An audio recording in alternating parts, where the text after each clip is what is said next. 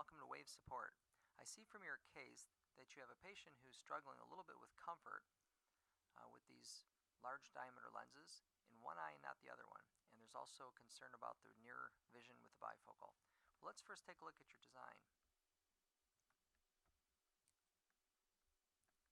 I actually like your design. It actually looks very good. I think from your request you suggest that there was some bearing issues, especially here inferiorly.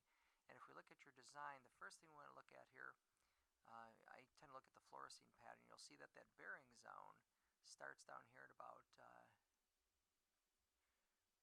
somewhere around 8 to 9 and extends out to about 13. So you've got quite a bit of bearing in through here, and it's not unacceptable, but it's most likely hitting into this edge of this steeper area, and that's probably where you're running a little trouble. So the key here is to get this landing zone, this bearing area a little further out.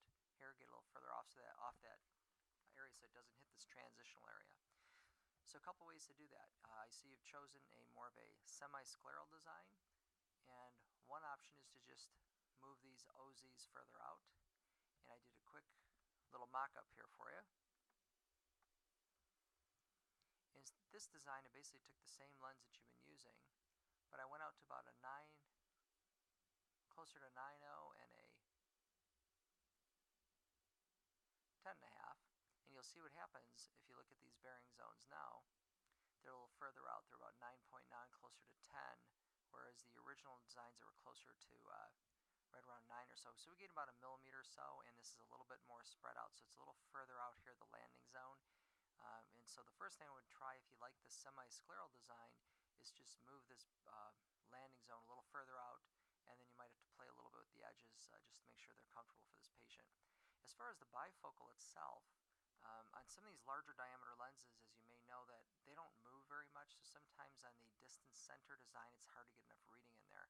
So if you like that particular design, I would probably just look at reducing the size of this optical zone, just bring it over a little bit smaller, just to see if you can get a little more in there. Maybe bump up the ad. If you bump up the ad, that gets a little more plus power closer to the center of that pupil. I would try that first, and then you may even consider switching over to a center near design, because sometimes it'll get it lined up nicely for you. Now the other option that you might have, if you're unable to achieve success comfort-wise with this patient, is to just switch over to more of a full scleral design. And this is just a more larger diameter, and there's a couple ways you can do it. The easiest thing to do is, if you don't have a fitting set, just go to the semi-scleral tool, and that's what I did for this particular design.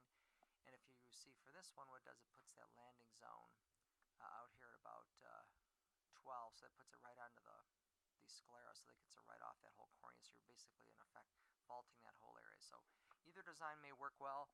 I understand from your request that your other eye was doing reasonably well, so I might look back through there and just see where those landing zones hit in the other eye, and just try to mimic that success a little bit, and that should help you out with this case.